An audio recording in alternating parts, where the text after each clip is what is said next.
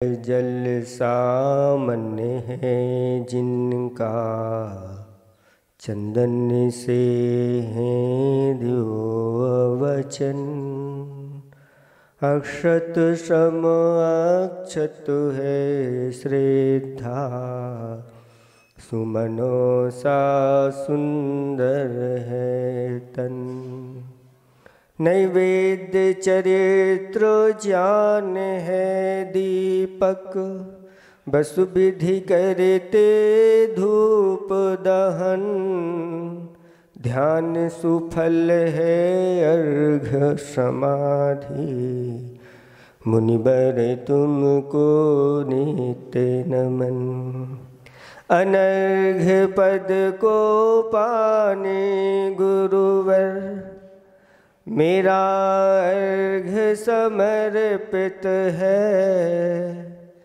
एक जीवन क्या सौ सौ जीवन, गुरुवर तुम्हें समर्पित है। ऋषिवर तुम्हें समर्पित है। देवादिदेव 1008 चैतन्य चमत्कारी बंधा जी के श्री अजितनाथ भगवान की परम पूज्य 108 आचार्य पेबर गुरुवर श्री विद्यासागर जी महामराज की 108 निर्यापक महाश्रमण श्री समय सागर जी, योग सागर जी, नियम सागर जी, सुधा सागर जी महामुनिराज की परम पूज्य 108 मुनि श्री निर्णय सागर जी महामुनिराज की 3,9 करोड़ मुनिराजों की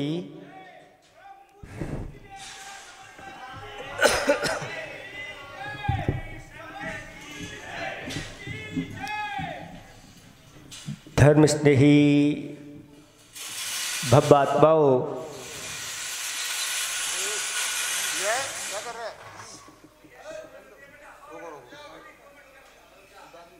कोई भी कार्य की शुरुआत जब भी होती है तो वह शुरुआत ध्वजारोहण से होती है। मांगलिक ध्वजारोहण करके और जिस कार्य की शुरुआत होती है वह कार्य निर्विघ्न ही नहीं सानंद संपन्न होता है। हमारे आचार्य भगवंतों ने कहा है कि समदर्शन के दीपक द्वारा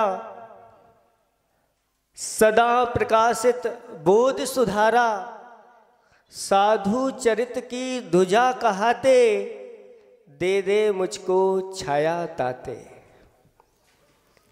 साधु परमेष्ठ ही अपने आप में एक चारित्र की, और जहाँ एक नहीं 6 श्रमण पिच्छीधारी और साथ में एलक जी महाराज, ये 7 पिच्छियाँ विद्यमान हैं। उस कार्य की शुरुआत हो रही है।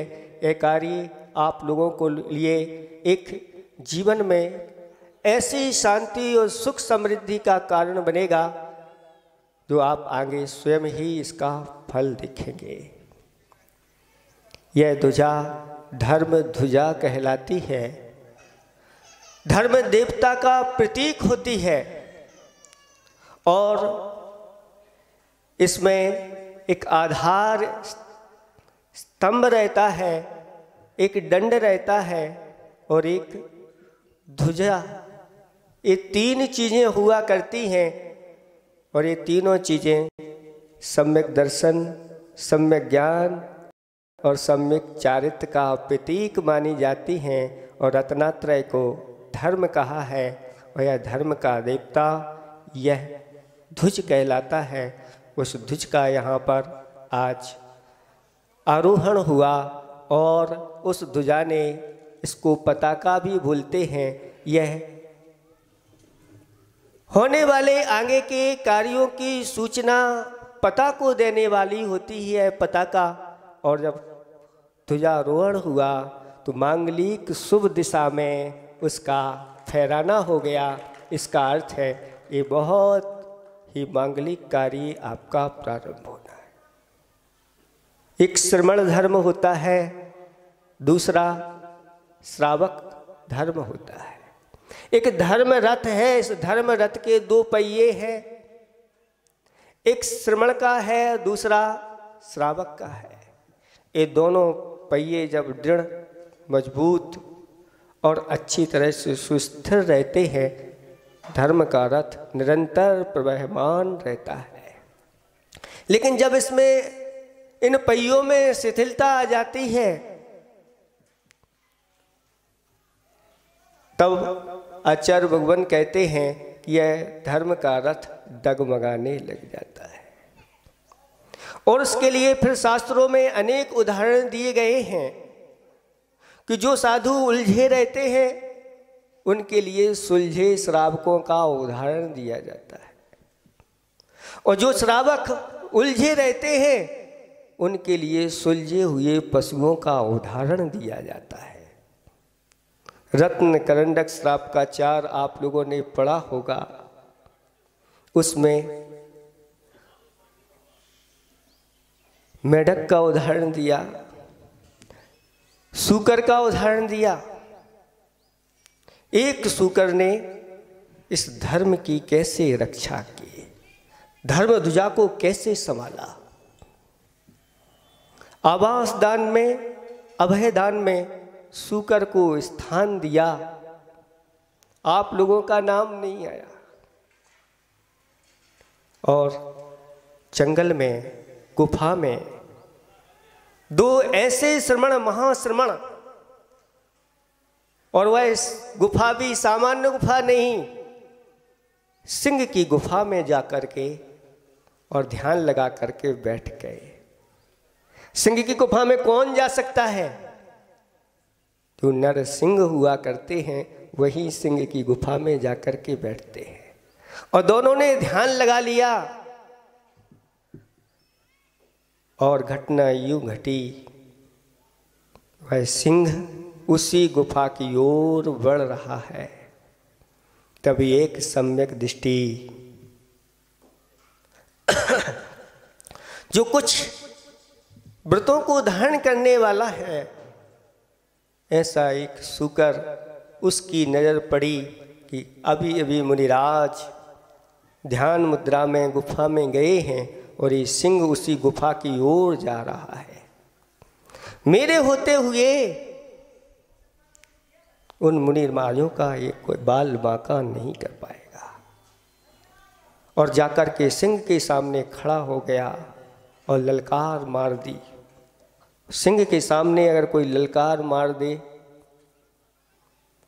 आपके सामने अगर सिंह आ जाए तो आप क्या करोगे? महाराज हम क्या करेंगे? जो कुछ करना है अब उसी को करना है।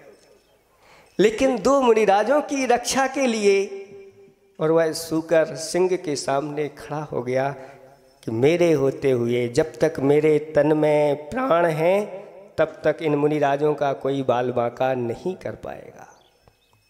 और सिंह और सूकर का घमासान युद्ध हुआ। ऐसा महायुद्ध हुआ कि दोनों लहू लुहान हो गए। और अंत में जाकर के सूकर ने सिंह को और सिंह ने सूकर को पछाड़ दिया और दोनों वहीं जाकर के शांत हो गए। एक स्वर्ग में गया और एक नरकों में गया। इसका कारण क्या है? एक की भावना थी, मुनिराज जो चारित्र की ध्वजा है, धर्म की ध्वजा है, इस ध्वजा को मुझे इनकी आन शान बान को सुरक्षित रखना है। और वह सिंह के सामने डट के मुकाबला कर गया। और एक इस भावना से अंदर जा रहा था कि मुझे इन मुनिराजों का घात करना है, वह नरक में चला गया। ऐसे उलझे हुए श्रावकों के लिए सुलझे हुए पशुओं का उदाहरण बंधुओं, ऐसे इस धर्म की रक्षा के लिए सम्यक दृष्टि वृत्ति गण हमेशा हमेशा तत्पर रहते हैं। कभी भी मेरे होते हुए इस धर्म ध्वजा को कभी किसी प्रकार का कोई नाश आदि नहीं हो सकता है, इसको कुछ प्रकार का वो धोखा या इस प्रकार से नष्ट हो सकता है। ऐसी कोई भी बात मेरे द्वारा नहीं हो सकती। जब तक मैं हूँ तब तक धर्म सुरक्षित रहेगा। धर्म की आन और बान शान के लिए यह ध्वजा आपको ये धर्म का पता बताने वाली है। शास्त्रों में लिखा हुआ है कि जो ऐसी धर्म ध्वजा का वह ध्वजारोहण करता है वह आगे जाकर के मुक्ति का पात्र बनता है। ऐसी महिमा शास्त्रों में गाई गई है।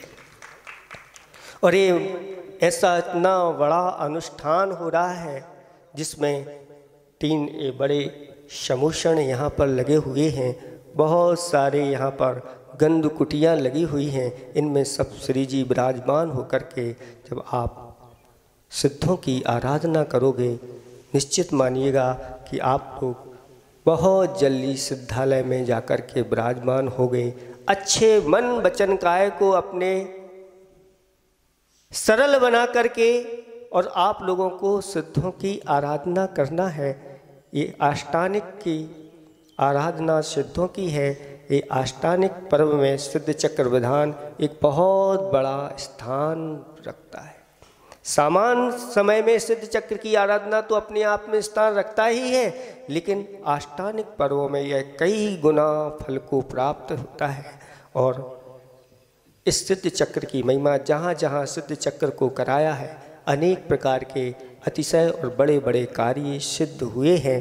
आप लोग अच्छी तरह से 8 दिन निर्विकल्प होकर के ऐसे अतिशयकारी बंधाजी क्षेत्र पर आप लोगों को सौभाग्य मिला है, उसका लाभ आप लोगों को लेना है।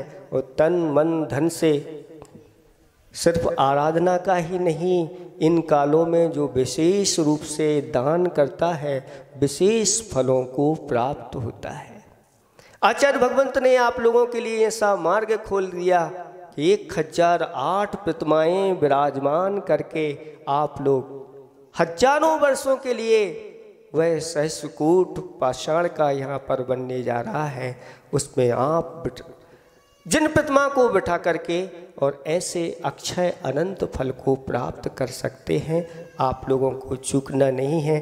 साथ साथ में घट यात्रा हुई।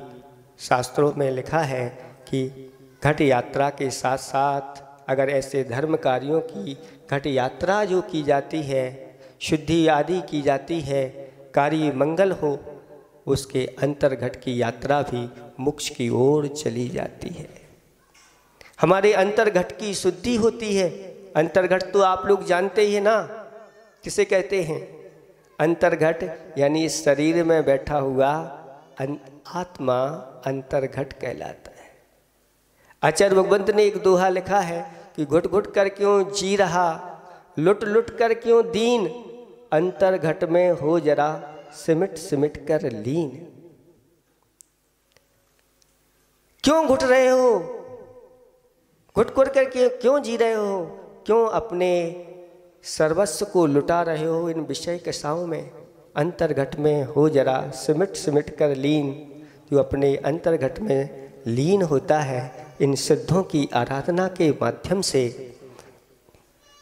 वह फिर दीन नहीं होता, वह लुटता नहीं, वह अपने साम्राज्य को भीतर जो विराजमान है अनंत चतुष्टय, उसको वह प्राप्त कर लेता है।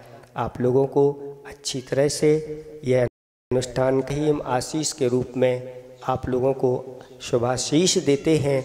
और आप इस कार्य में भैया जी ने सब ने मिलकर के इस कार्यक्रम को दोपहर में रखा है, क्योंकि महिलाओं की शिकायत रहती है कि सुबह से हम लोग अन्य कार्यों में लगे रहते हैं, दोपहर में हम लोग फ्री रहते हैं। अच्छी तरह से बैठ कर के और सिद्धों की आराधना करेंगे। इन्हीं भावना के साथ अहिंसा परमो धर्म की